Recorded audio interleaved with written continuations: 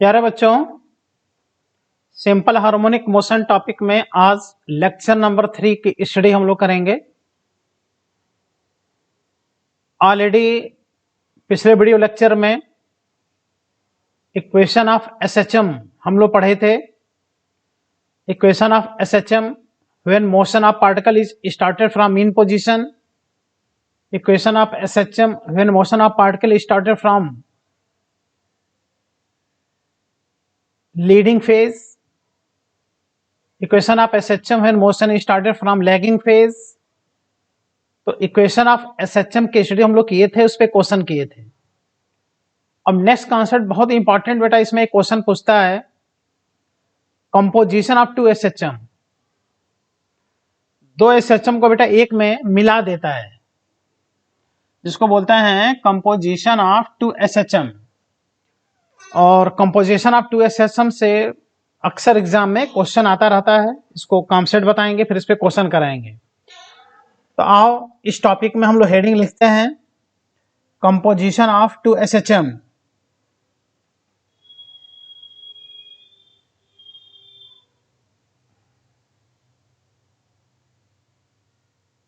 Composition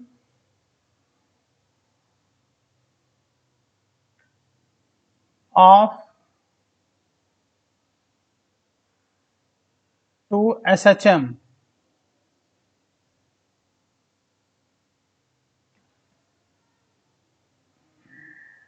और बेटा ये इंपॉर्टेंट होता है।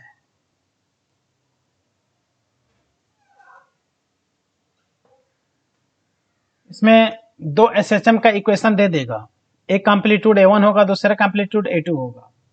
लेकिन दो एसएचएम आपस में कंपोजिट तभी होंगे, आपस में मिलेंगे तभी जब दोनों की फ्रीक्वेंसी क्या होगी बेटा, सेम होगी।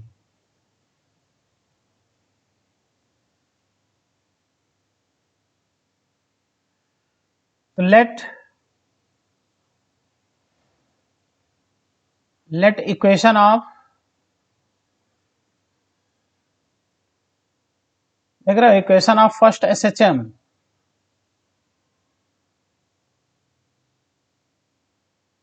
y1 is equal to A1 sin omega T, और प्लस माइनस इसका फेज है बेटा φ1। ऑलरेडी ये φ1 फेज पर है, या तो लीडिंग या तो lagging. And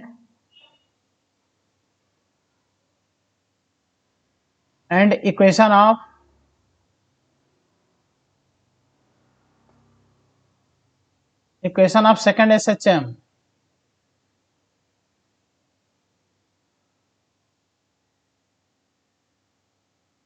y2 is equal to A2 sin, देखो इसमें ओमेगा है ना, तो इसमें भी ओमेगा ही रहेगा। ओमेगा दोनों में सेम होगा, प्लस माइनस φ2। ये हो गया बेटा second equation.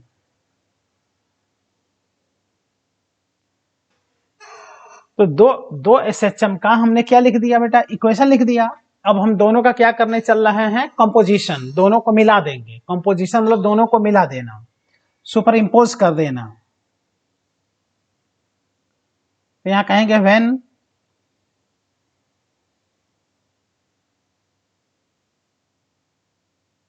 when both SHM are combined,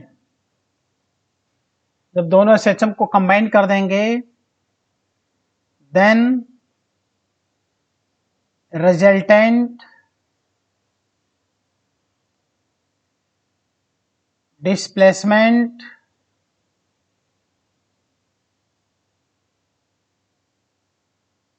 of particle, resultant displacement होगा बेटा y is equal to y1 plus y2। इसको सुपरपोजिशन थ्योरम भी कहते हैं। दोनों के डिस्प्लेसमेंट का, पार्टिकल के डिस्प्लेसमेंट का सम रिजल्टेंट होगा। तो y is equal to y1 का वैल्यू लिख दें A1 sine omega T plus minus phi one plus A2 sine omega T plus या माइनस फाई टू। नाउ अब इसमें क्या होता है ना, ट्रिग्नोमेट्री अप्लाई करके इसको थोड़ा सॉल्व करना पड़ता है। तो अब इसमें मैथमेटिकल एक्सप्लेनेशन आता है, वो मैथमेटिकल एक्सप्लेनेशन हम नहीं करा रहे हैं, डायरेक्ट रिजल्ट इसका लिख रहे हैं। इसको सॉल्व करने पे बेटा रिजल्ट ये आता है, capital A y equal to capital A sine omega T plus या माइनस थीटा। थीटा बस एक इंटरमीडिएट कॉन्सेप्ट है, थीटा के लिए परेशान नहीं होना है।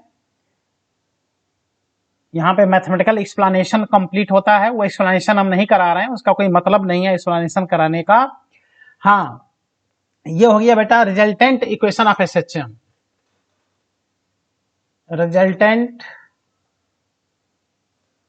एसएचएम दोनों के कंपोजिशन से जो एसएचएम होगा उसका बेटा इक्वेशन होता है।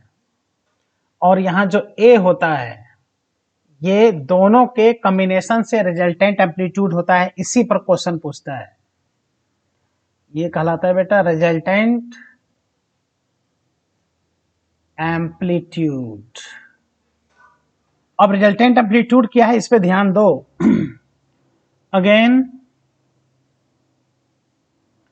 if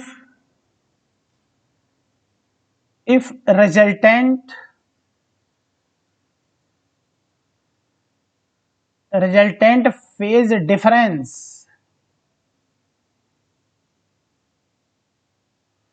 दोनों पार्टिकल के सिस्टम के बीच का जो रिजल्टेंट फेज डिफरेंस अगर फाई है तो जो फाई होता है बेटा फाई वन और फाई टू का डिफरेंस कहलाता है। जो फाई होता है वो फाई वन फाई टू का फेज डिफरेंस कहलाता है, दोनों के बीच का यह है फेज डिफरेंस। इसलिए बेटा ये जो रिजल्टेंट एम्पलीट्यूड होता है, रिजल्टेंट एम्पलीट्यूड ए, ये ध्यान दो बेटा, इसको याद रखना, root over A1 square plus A2 square plus 2A1 A2 cos phi. Phi क्या है देखो ना, फाई हमने बताया यहां पर, फाई दोनों एसएचएम के फेज का डिफरेंस होता है बेटा। बहुत अच्छा कॉन्सेप्ट ये है। इस टॉपिक से एसएचएम के कंपोजिशन से जब क्वेश्चन पूछता है तो इस एम्पलीट्यूड वाले से बेटा फॉर्मूला पूछ देता है, देख लो, ये इंपॉर्टेंट होता है, इससे जबरदस्त क्वेश्चन बनाता है। ठीक है, अब हम बात करते हैं if phi is equal to 90 degree, यानी बेटा pi by two, phase difference अगर पाई बाई टू का हो गया तो सबको पता है कि इस समय जो कास फाई होगा बेटा ये 0 हो जाएगा।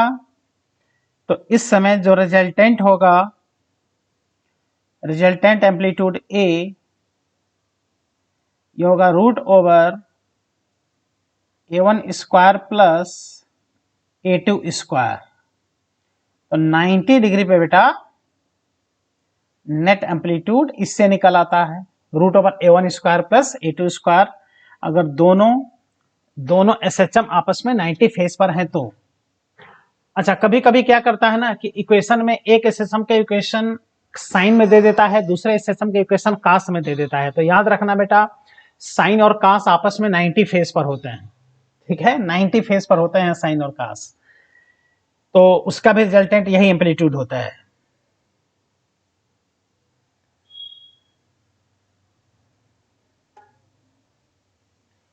आज पे जैसे क्वेश्चन देखें, if equation of SHM is given as y is equal to a1 sin omega t plus a2 cos omega t, then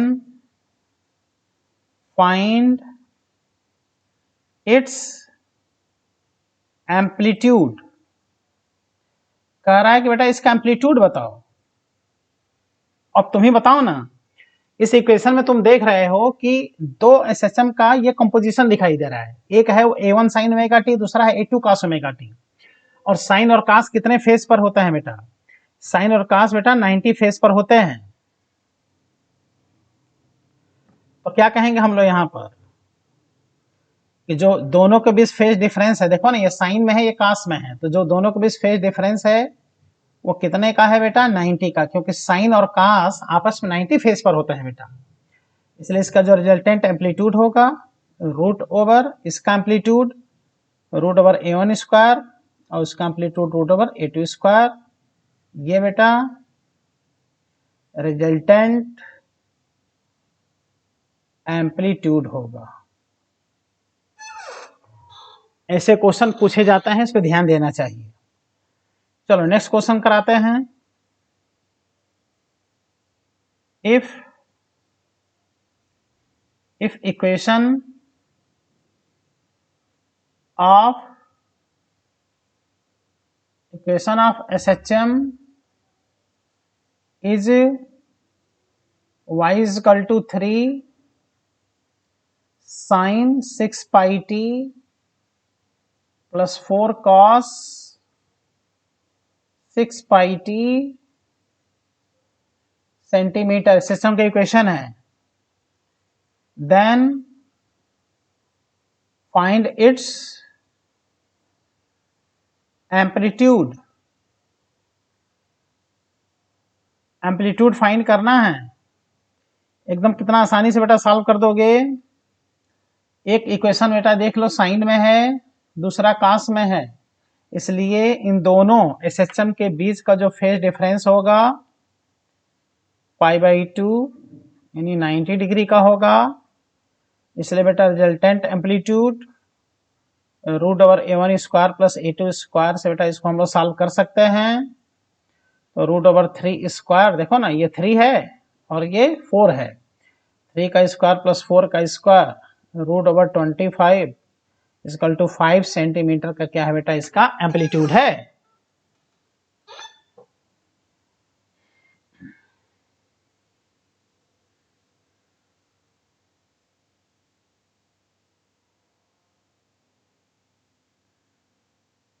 ये असाइनमेंट का क्वेश्चन है, ठीक है। असाइनमेंट का क्वेश्चन जिसमें कि equation of motion in same direction are given by, एक ये फर्स्ट इक्वेशन दिए हैं, ये सेकंड इक्वेशन दिए हैं, और रिजल्टेंट एम्पलीट्यूड देखो पूछ रहे हैं। एम्पलीट्यूड दोनों का कंबाइंड एम्पलीट्यूड पूछ रहे हैं। तो अगर हम लोग देखें तो क्वेश्चन में बेटा जो इसका एम्पलीट्यूड है देखो ये 2a, a1 का वैल्यू है बेटा 2a, a2 का वैल्यू भी है 2a, और दोनों के बीच जो एंगल है देखो फेज एंगल, यहाँ ओमेगा टी माइनस के एक्स है, ओमेगा टी माइनस के एक्स माइनस थीटा, यानी एक्स्ट्रा यहाँ थीटा है बेटा। माइनस थीटा कहो चाहे थीटा कहो से कोई फर्क नहीं पड़ता, कास थीटा और कास माइनस थीटा सब कास थीटा ही होता है। तो इनका रिजल्टेंट एम्पलीट्यूड क्या करना है? फाइंड करना है। लगा दो formula, resultant amplitude root over a1 square plus a2 square plus 2a1 a2 cos phi। अब कहेंगे बेटा रूट ओवर a1 का वैल्यू है 2a, a2 का वैल्यू है 2a,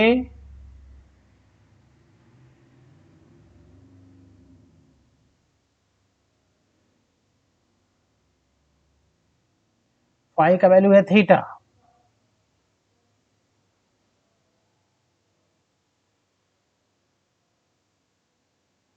हो जाएगा बेटा 4a², 4a², और ये आ गया 8a² cos theta.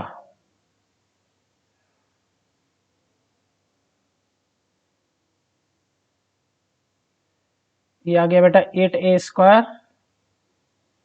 Plus 8a² cos theta. ठीक,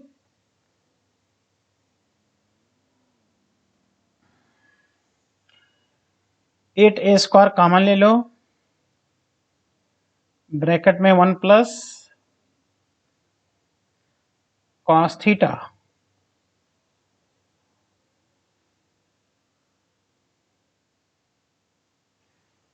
cos थीटा का ऐसा फॉर्मूला अप्लाई करो जिसे 1 कैंसिल हो जाए, तो cos theta is equal to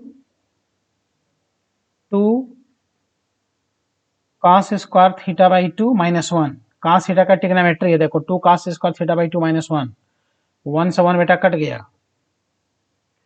अब क्या आ गया तुम खुद ही देख लो, resultant amplitude root over 8a², यहां आ गया बेटा 8a² in bracket 2 cos square theta by 2, 2 cos square theta by 2, जो कि बेटा 16a² cos square theta by 2, हो गया 4a cos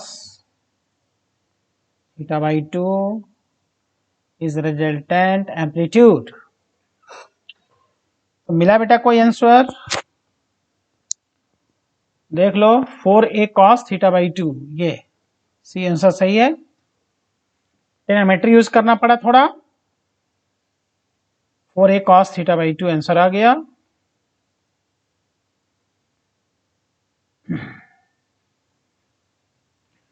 नेक्स्ट क्वेश्चन,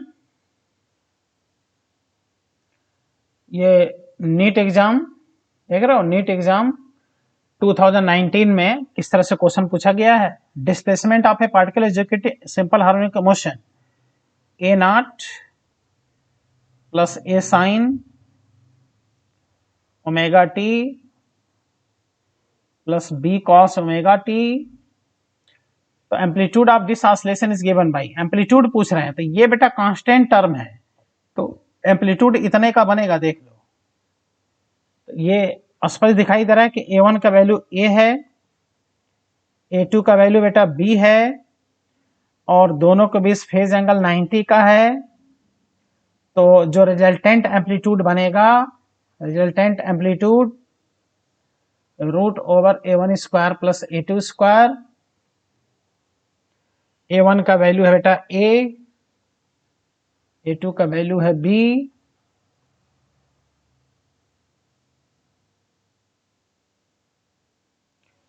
आ गया root over A² plus B²।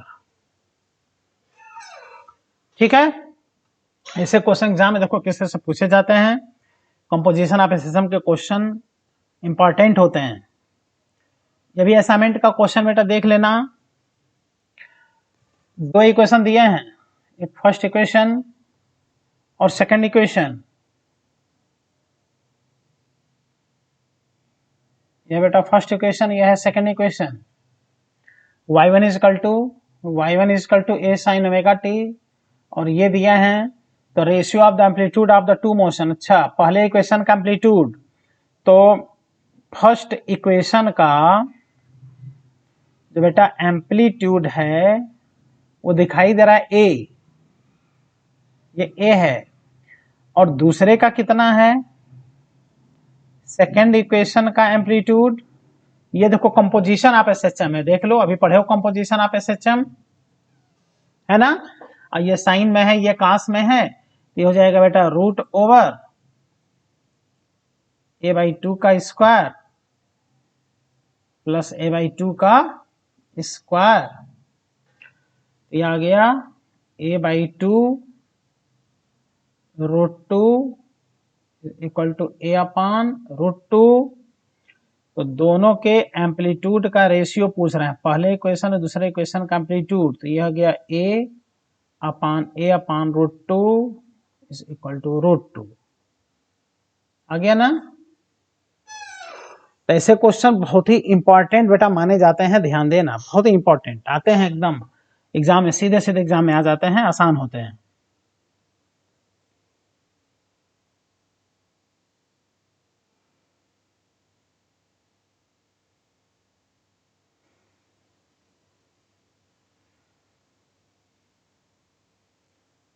Second level का ये क्वेश्चन है असाइनमेंट का,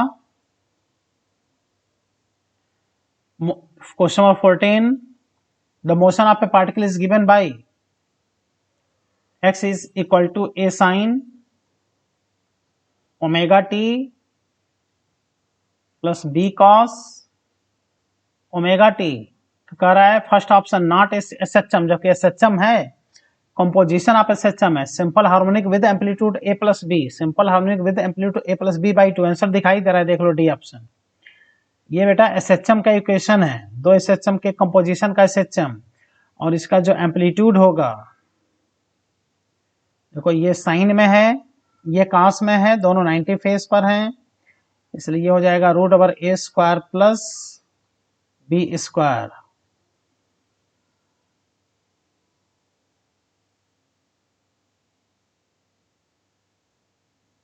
डी ऑप्शन बेटा इसमें सही है।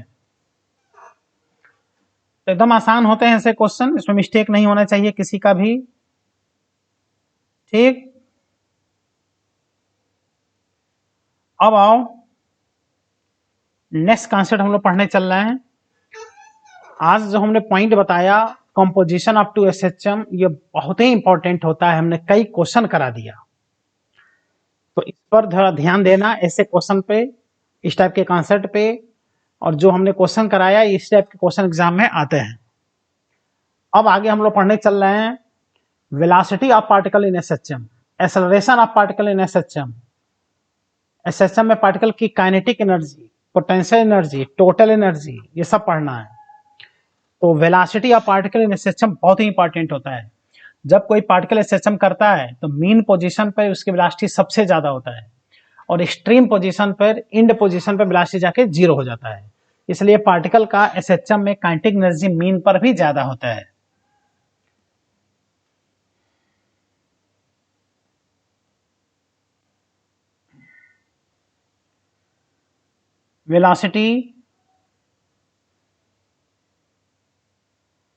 velocity of particle in simple harmonic motion।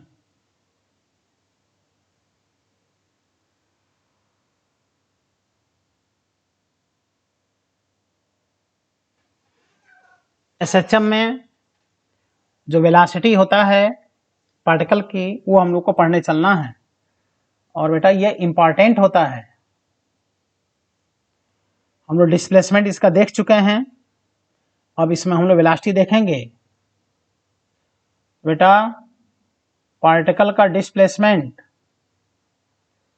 Displacement of particle in SHM y is equal to a sin omega t। अब हम लोग को बेटा अगर वेलोसिटी चाहिए तो वेलोसिटी के लिए कुछ नहीं करना है, सबको पता है कि डिस्प्लेसमेंट को टाइम के रिस्पेक्ट में डिफरेंशिएट कर दिया जाता है। तो जब a sin ओमेगा t का डिफरेंशिएशन करोगे तो बेटा आ जाएगा a ओमेगा, और sin ओमेगा t का डिफरेंशिएशन हो जाएगा cos ओमेगा t। तो इस तरह से वेलोसिटी आ गया a omega cos omega t। तो किसी टाइम पर अगर वेलोसिटी देखना हो तो इससे वेलोसिटी फाइंड किया जा सकता है, देख लो, ठीक है बेटा। यह velocity is equal to a omega cos omega t। किसी टाइम पर वेलोसिटी से बड़ा आसानी से निकाला जा सकता है। अगेन कितना आया velocity, A omega cos omega T. हम लोग जानते हैं कि sine square omega T plus cos square omega T trigonometry में ये 1 होता है, इसलिए बेटा cos square omega T is equal to 1 minus sine square omega T.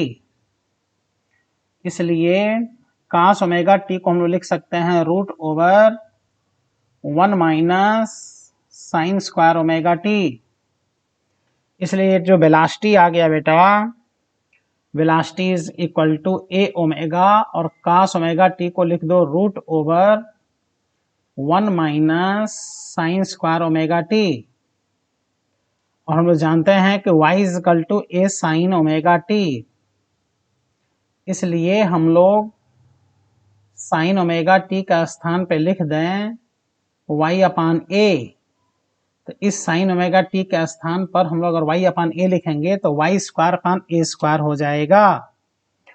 इसलिए बेटा velocity is equal to A omega root over 1 minus sine omega T. इस sine omega T को लिख दें y अपान ए, बट ये square है तो लिख दें बेटा y स्क्वायर अपान ए स्क्वायर हो जाएगा, y स्क्वायर अपान ए स्क्वायर। यहां से आ गया बेटा velocity is A omega root over A square minus Y square upon A square. यहां से आ गया बेटा वेलोसिटी ए ओमेगा और ए स्क्वायर का root A root over A square minus Y square, ए से ए कट गया। तो ये वेलोसिटी का फॉर्मूला बहुत ही इंपॉर्टेंट मिला, इस बात को ध्यान दो तुम। Velocity is equal to omega root over A square minus Y square. देखो omega root over A square minus Y square. तो ये फॉर्मूला बहुत इंपॉर्टेंट होता है। क्यों? किसी भी डिस्प्लेसमेंट पर वेलोसिटी इससे बड़ा आसानी से निकाला जा सकता है। ठीक बेटा, velocity at any displacement y, किसी डिस्प्लेसमेंट y पर इससे वेलोसिटी बहुत ही आसानी से बेटा क्या कर सकते हो, फाइंड कर सकते हो। वेरी इंपॉर्टेंट फॉर्मूला, इसमें हम क्वेश्चन भी आगे चल के कराएंगे ढेर सारे। अब अगर हम देखें special case,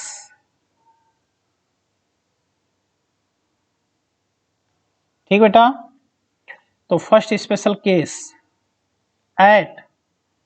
at end position यानी एक्सट्रीम पोजीशन पर y का वैल्यू या तो प्लस ए होगा या तो माइनस ए होगा। बोलो, एक्सट्रीम पोजीशन में डिस्प्लेसमेंट मैक्सिमम हो जाता है। तो यहां पर अगर तुम a लिखो तो ए स्क्वायर और माइनस ए लिखो तभी भी ए स्क्वायर, तो ऐसे में वेलोसिटी बेटा 0 आ जाएगा। इसका मतलब एसएचएम की जो मिनिमम वेलोसिटी होती है वो 0 होती है पार्टिकल की। और पार्टिकल की वेलोसिटी कहाँ 0 होती है बेटा? इंड पोजीशन पर। या तो पॉजिटिव इंड की बात करो चाहे नेगेटिव इंड की बात करो, पॉजिटिव इंड पोजीशन और नेगेटिव इंड पोजीशन दोनों ही पोजीशन पे जो वेलोसिटी होता है वो क्या होता है बेटा? 0 होता है। Positive end position, negative end position, दोनों पोजीशन पे वेलोसिटी 0 हो जाता है। एकदम पार्टिकल रिस्टोरिंग फोर्स लगता है ना, इसके वजह से वह इंड पोजीशन पे जाते हैं तो इसकी वेलोसिटी 0 हो जाएगी। और एट मीन पोजीशन एसएचएम की बेटा, मीन पोजीशन की अगर बात करें तो मीन पोजीशन पे डिस्प्लेसमेंट 0 होगा। तो जब डिस्प्लेसमेंट y का वैल्यू 0 कर दोगे तो बचेगा ए स्क्वायर और ए स्क्वायर का रूट हो जाएगा a। तो इसलिए बेटा मैक्सिमम वेलोसिटी, ये बहुत इंपॉर्टेंट, जरूरत पड़ेगा सॉल्विंग में, मैक्स इसको 0 कर दो तो बचेगा ए स्क्वायर का रूट ए ओमेगा। तो मैक्सिमम वेलोसिटी बेटा एसएचएम में ए ओमेगा होता है। ठीक है,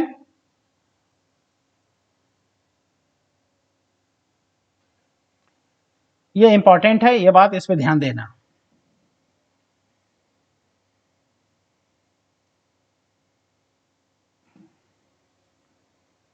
अगेन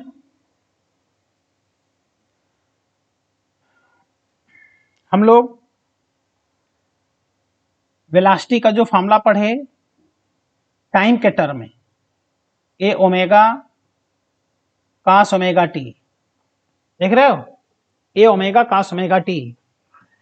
तो क्या कहोगे, हियर ए ओमेगा ये कहलाता है बेटा मैक्सिमम वेलोसिटी, मैक्सिमम वेलोसिटी को वी नॉट भी कह सकते हैं, इसलिए v is equal to V naught cos omega T, A omega cos omega T.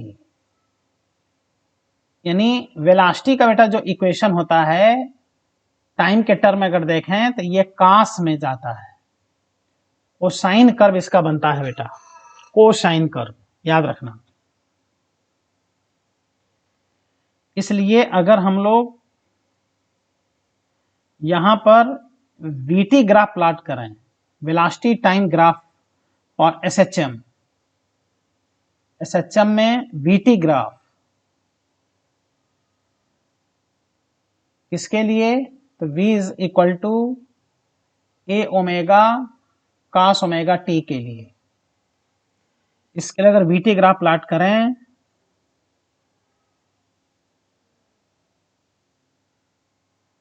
Time के रिस्पेक्ट में वेलोसिटी का graph,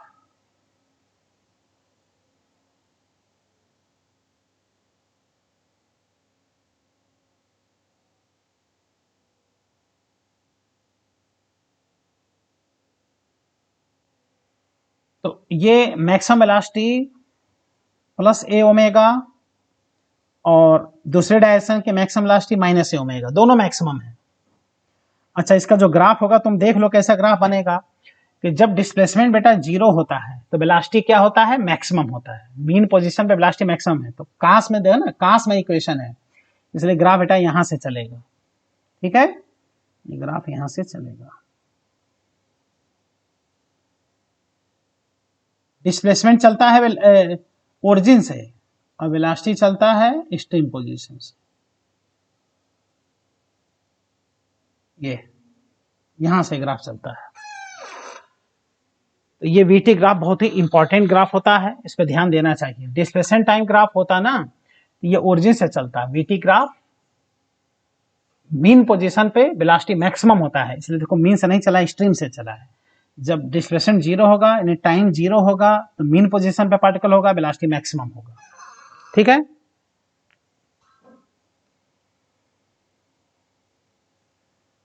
again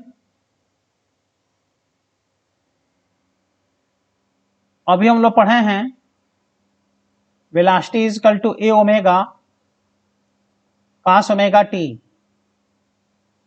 velocity is equal to A omega को कहोगे बेटा V naught cos omega T. तो देख रहे हो वी नॉट, कॉस को अगर साइन में बदलना है तो बदल लो, कोई दिक्कत नहीं है। देखो ओमेगा टी प्लस क्या लिख दो, पाई बाई टू। ये वेलोसिटी कितने डिस्प्लेसमेंट के लिए आया, इस डिस्प्लेसमेंट के लिए आया, y is equal to A sine omega T के लिए आया। इन दोनों का बेटा कंपैरिजन करो तो देख लो बेटा वेलोसिटी और डिस्प्लेसमेंट में, ये वेलोसिटी है डिस्प्लेसमेंट में पाई बाई टू का फेज होता है। ये क्वेश्चन आता है एग्जाम में कि वेलोसिटी और डिस्प्लेसमेंट कितने फेज पर होते हैं, तो दोनों बेटा पाई बाई टू फेज, देखो ना एक्स्ट्रा पाई बाई टू इसमें है। अच्छा, पाई बाई टू फेज का मतलब क्या होता है, पाई बाई टू फेज का मतलब ये होगा कि जब डिस्प्लेसमेंट जीरो होगा, जब डिस्प्लेसमेंट जीरो होगा तो वेलोसिटी क्या होगा बेटा, मैक्सिमम होगा। डिस्प्लेसमेंट जीरो तो वेलोसिटी मैक्सिमम, डिस्प्लेसमेंट मैक्सिमम तो वेलोसिटी जीरो, है ना। मतलब पाई बाई टू फेज में होते हैं, 90 फेज पर होते हैं, एक जीता है दूसरा मरता है, एक साथ जीने मरने की कहानी नहीं होती, एक जिएगा दूसरा मरेगा।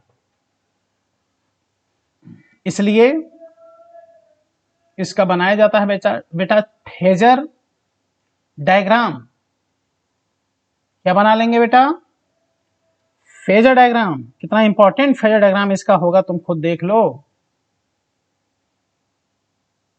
बेटा। अगर ये डिस्प्लेसमेंट है तो ये वेलोसिटी होगा, देख लो डिस्प्लेसमेंट और वेलोसिटी आपस में कितने फेज पर होते हैं, पाई बाई टू फेज पर होते हैं। ये आता है एग्जाम में, इंपॉर्टेंट होता है। डिस्प्लेसमेंट और वेलोसिटी का फेजर डायग्राम तुमसे पूछ सकता है।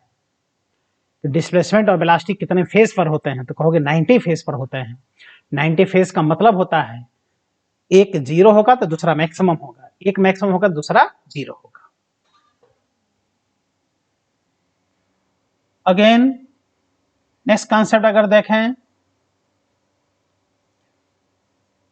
तो बेटा हम लोग पढ़े हैं velocity is equal to omega root over A square minus Y square. ठीक, ये क्वेश्चन हम लोग पढ़े हैं। तो इसमें हम लोग क्या कर सकते हैं, B square is equal to omega square A square minus Y square, इसे लिख सकते हैं। यहां से आ गया V square upon omega square ए स्क्वायर माइनस वाई स्क्वायर, ये आ गया बेटा वाई स्क्वायर, इधर लेते आओ, plus V square upon omega square is equal to A square. देख रहे हो, अब ए स्क्वायर से डिवाइड कर दो, ए स्क्वायर से डिवाइड करोगे तो आ जाएगा बेटा Y square upon A square plus b square upon omega square A square is equal to 1। यहां से अगर देखा जाए तो y square upon A square plus b square upon omega a का whole square is equal to 1। अब देख रहे बेटा ये जो इक्वेशन आया, देखो डिस्प्लेसमेंट और वेलोसिटी में ये इलिप्स का इक्वेशन आ गया। इलिप्स का इक्वेशन क्या होता है, A square X square upon A square plus Y square upon B square equal to 1, ये इलिप्स का इक्वेशन होता है। तो ये बेटा कंडीशन ऑफ इलिप्स आ गया, कंडीशन ऑफ इलिप्स, इसको बेटा इलिप्स कहते हैं। इसलिए ग्राफ प्लॉट करें, graph between displacement and velocity, SHM में वेलोसिटी का डिस्प्लेसमेंट के रिस्पेक्ट में अगर ग्राफ प्लॉट करें, अभी जो पहले ग्राफ प्लॉट किए थे वह वेलोसिटी का टाइम के रिस्पेक्ट में ग्राफ था, अब वेलोसिटी डिस्प्लेसमेंट ग्राफ प्लॉट करेंगे, ये इलिप्स ग्राफ आएगा, इस तरह से ग्राफ बनेगा,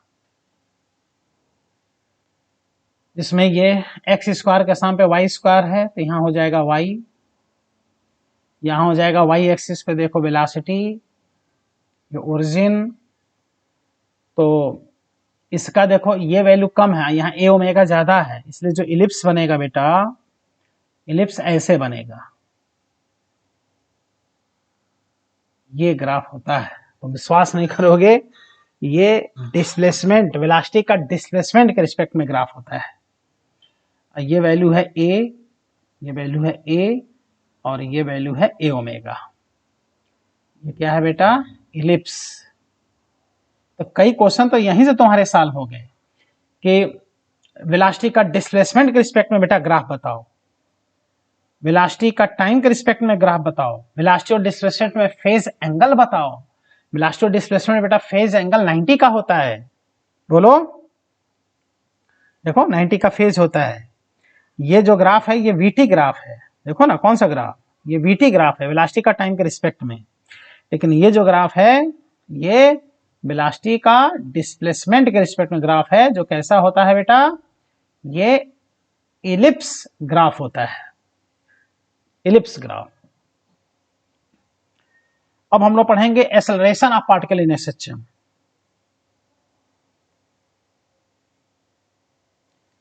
acceleration of particle in SHM.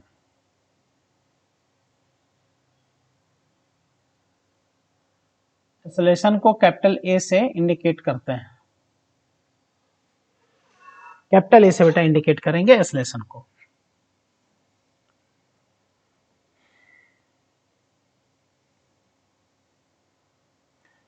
तो बेटा displacement y is equal to A sine omega T.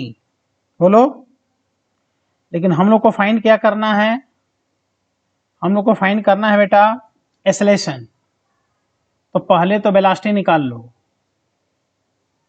dy by dt से वेलोसिटी निकाल लो, तो इसका डिफरेंशिएशन हो जाएगा ए ओमेगा cos ओमेगा टी। अब हम लोग को चाहिए बेटा एक्सेलरेशन, हम लोगों को एक्सेलरेशन चाहिए। एक्सेलरेशन हो जाएगा बेटा dv अपान dt, वेलोसिटी को डिफरेंशिएट कर दो, यानी ए ओमेगा cos ओमेगा टी को डिफरेंशिएशन करो, तो cos का डिफरेंशिएशन माइनस होगा, तो माइनस ए ओमेगा फिर से बाहर आएगा, तो ओमेगा स्क्वायर, और ये हो गया बेटा साइन ओमेगा टी। बोलो, तो इस हिसाब से देखा जाए तो acceleration is equal to minus A omega square sine omega T. ये एक्सेलरेशन का बेटा टाइम के रिस्पेक्ट में इक्वेशन मिल गया। यह equation of acceleration with respect to time. ठीक है,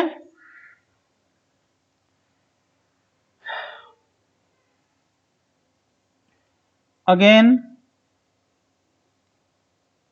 अब इस बात का ध्यान दो। क्या ध्यान देना है बेटा?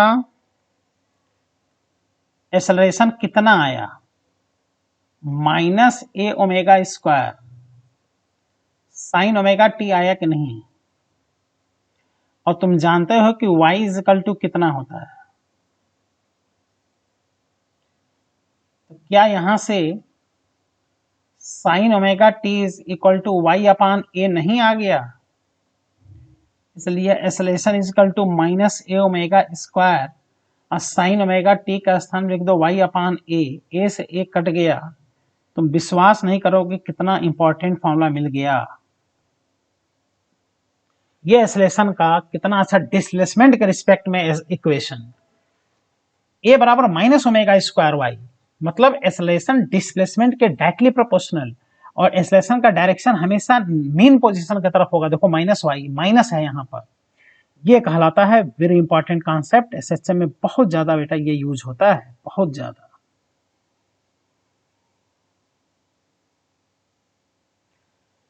यही है कंडीशन ऑफ एसएचएम। जब तक इसको कोई पार्टिकल फॉलो नहीं करेगा तब तक बेटा वो एसएचएम कर ही नहीं सकता। तुम देख रहे हो यहाँ पर कि acceleration directly proportional to displacement है एंड टुवर्ड्स मीन पोजीशन, ये कंडीशन कहलाते हैं। जब तक इसको ये फॉलो नहीं करेगा तब तक पार्टिकल बेटा एसएचएम कर ही नहीं सकता, वो बेटा एसएचएम कर ही नहीं सकता। ध्यान दो इस बात को।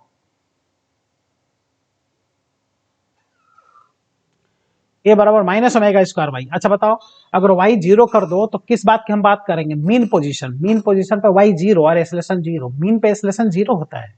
जितना ही डिस्प्लेसमेंट बढ़ता जाएगा उतना ही एक्सेलरेशन बढ़ता जाएगा। सबसे ज्यादा एक्सेलरेशन कहाँ होता है? एक्सट्रीम पोजीशन पर, सबसे ज्यादा एक्सट्रीम पोजीशन पर।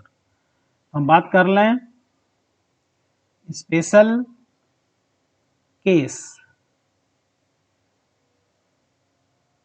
किसका? तो एक्सेलरेशन बराबर माइनस ओमेगा स्क्वायर वाई का स्पेशल केस।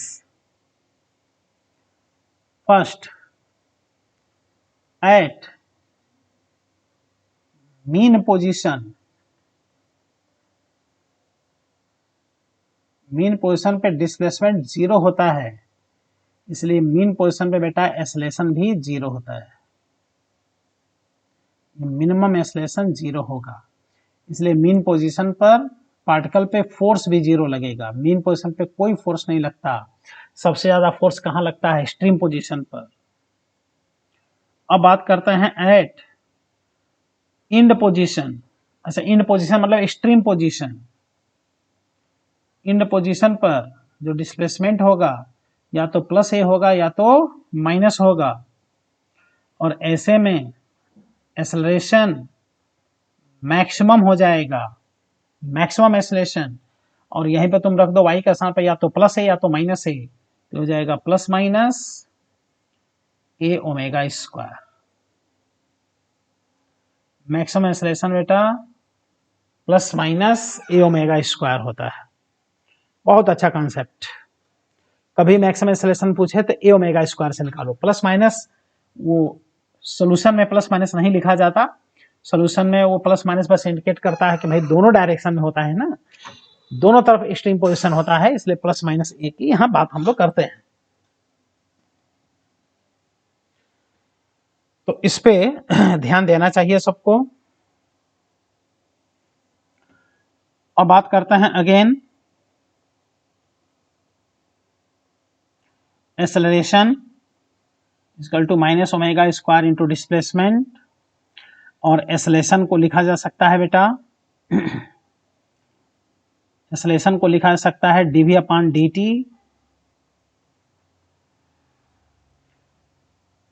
इसको लिख सकते हैं d बाई डी टी। और वेलोसिटी को लिख सकते हो बेटा dy बाई डी टी।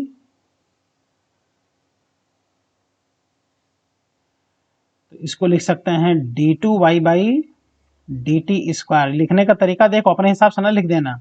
और प्लस ये इधर आ गया ओमेगा स्क्वायर वाई बराबर 0 डियर। ये कहलाता है डिफरेंशियल इक्वेशन ऑफ एसएचएम।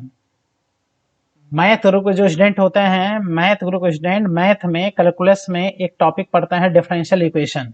इस टाइप का देखो इक्वेशन आ गया, इस पे भी क्वेश्चन बनता है, बहुत अच्छा question.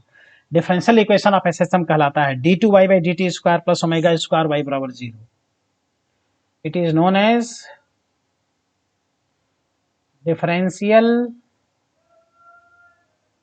differential equation of SHM। SHM का ये डिफरेंशियल इक्वेशन है। अब जैसे इस पे कितना अच्छा क्वेश्चन बनता है, इफ इक्वेशन ऑफ SHM और a particle is d2y by dt square plus 100y is equal to 0, then find out its time period and frequency। Time period चाहिए और क्या चाहिए बेटा, फ्रीक्वेंसी चाहिए। बोलो कितना आसानी से सॉल्व कर दोगे। तो कहोगे ये जो इक्वेशन दिया है d2y by d t square plus 100y is equal to 0, बेटा ये इक्विवेलेंट है, ये इक्विवेलेंट है d2y by d t square plus omega square y is equal to 0। इसलिए ये omega square is equal to 100, देख लो कंपैरिजन से। इसलिए बेटा ओमेगा इज इक्वल टू 10 और ओमेगा को कहते हो बेटा 2 pi by T is equal to 10। ये कट गया 5, तो टाइम पीरियड आ गया पाई अपान 5 और फ्रीक्वेंसी आ गया 5 अपान पाई, क्योंकि फ्रीक्वेंसी टाइम पीरियड का जस्ट अपोजिट होता है। ठीक है,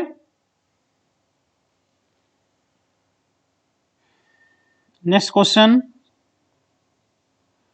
if equation of SHM of a particle is d2x upon dt square, कुछ नहीं हमेशा यहाँ y लिखा है, x लिख सकता है, plus alpha x is equal to 0, then find its time period and frequency। बोलो कितना आसानी से बेटा सॉल्व कर सकते हो। तो कहोगे कि क्वेश्चन में दिया है d2x upon dt square plus alpha X is equal to 0, इसका कंपेरिजन कर लो। d2x upon dt square plus omega square X equal to 0, इसलिए omega square equal to alpha, इसलिए ओमेगा इक्वल टू बेटा root over alpha, 2 pi by T is equal to root over alpha. तो time period आ गया 2 pi by root over alpha, frequency आ गया root over alpha upon 2 पाई। बोलो।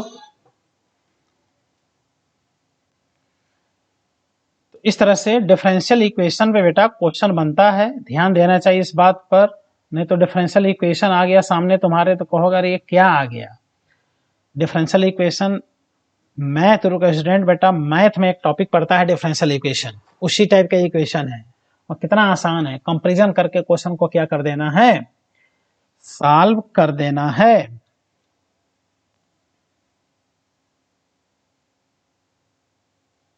Again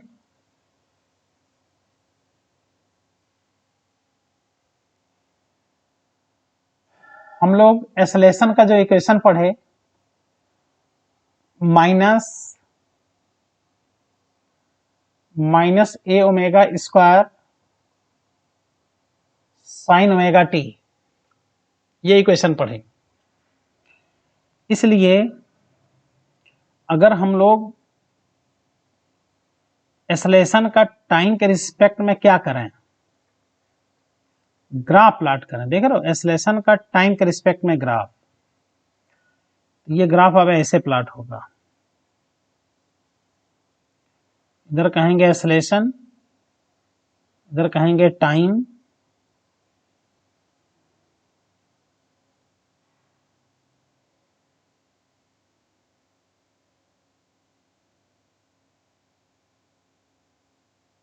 हो गया 0 plus A omega square minus A omega square,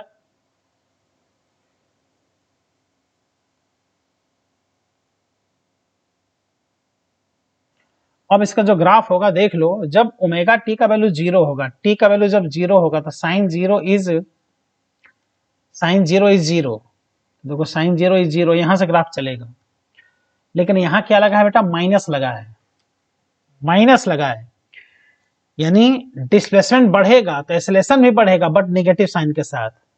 इसलिए acceleration का वेरी इंपॉर्टेंट ग्राफ, जब डिस्प्लेसमेंट 0 तो एक्सेलेरेशन भी 0, लेकिन डिस्प्लेसमेंट बेटा ऐसे चलता है, लेकिन एक्सेलेरेशन यहां नेगेटिव डायरेक्शन से ऐसे चलेगा। डिस्प्लेसमेंट और एक्सेलेरेशन 180 फेज पर होते हैं। यह बहुत इंपॉर्टेंट ग्राफ है, एक्सेलेरेशन टाइम ग्राफ, ठीक है, इस पर ध्यान देना चाहिए।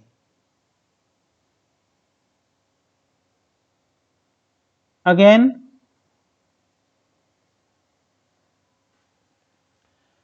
अभी हम लोगों ने पढ़ा acceleration is equal to minus A omega square sine omega T, इसको लिख सकते हैं हम minus A omega square sine omega T plus pi, sorry तब ये माइनस नहीं रहेगा, जब यहां ऐसे लिख देंगे क्योंकि sine omega T plus pi equal to minus sine omega t होगा, तो जब यहाँ पाई लिख देंगे तो यहाँ माइनस नहीं आएगा।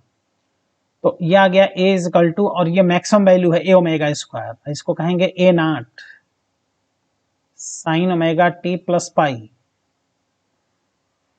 और डिस्प्लेसमेंट क्या होता है, तुम कंपैरिजन करके देख लो बेटा, जरा तुम कंपैरिजन करो और देखो, तो यह है एक्सेलेरेशन और यह है डिस्प्लेसमेंट। यहां देखो ओमेगा टी है और यहां ओमेगा टी प्लस पाई है, तो इस तरह से कह सकते हैं कि डिस्प्लेसमेंट और एक्सेलेरेशन आपस में पाई फेज पर होते हैं, ठीक है, डिस्प्लेसमेंट और एक्सेलेरेशन क्या होते हैं, पाई फेज पर। इसलिए अगर हम लोग बना लें फेजर डायग्राम, क्या बना लें बेटा, फेजर डायग्राम, तो ये हो गया डिस्प्लेसमेंट और ये हो गया एक्सेलेरेशन डिस्प्लेसमेंट और एक्सेलरेशन बेटा पाई फेज पर होते हैं, पाई फेज पर डिस्प्लेसमेंट एक्सेलरेशन। और ये कॉन्सेप्ट कि एक्सेलरेशन और डिस्प्लेसमेंट पाई फेज पर होते हैं, ये असाइनमेंट में देखना नीट 2020 में ये क्वेश्चन आया था कि एक्सेलरेशन और डिस्प्लेसमेंट कितने फेज पर होते हैं, पाई फेज पर। और ये क्या होता है वेलोसिटी। तो देखा जाए तो वेलोसिटी और डिस्प्लेसमेंट ये पाई बाई 2 पर होते हैं, वेलोसिटी और एक्सेलरेशन पाई बाई 2 पर होते हैं। यहाँ से 3 क्वेश्चन सॉल्व हो गया। Velocity displacement at pi by 2, velocity acceleration at pi by 2, but acceleration displacement at pi. तो ये एक्सेलरेशन डिस्प्लेसमेंट का एंगल बताओ। इतने बड़े टॉपिक से एक छोटा सा क्वेश्चन 2020 में आया था, एक्सेलरेशन और डिस्प्लेसमेंट के बीच का एंगल पूछा था, जो कितना होता है बेटा, पाई होता है।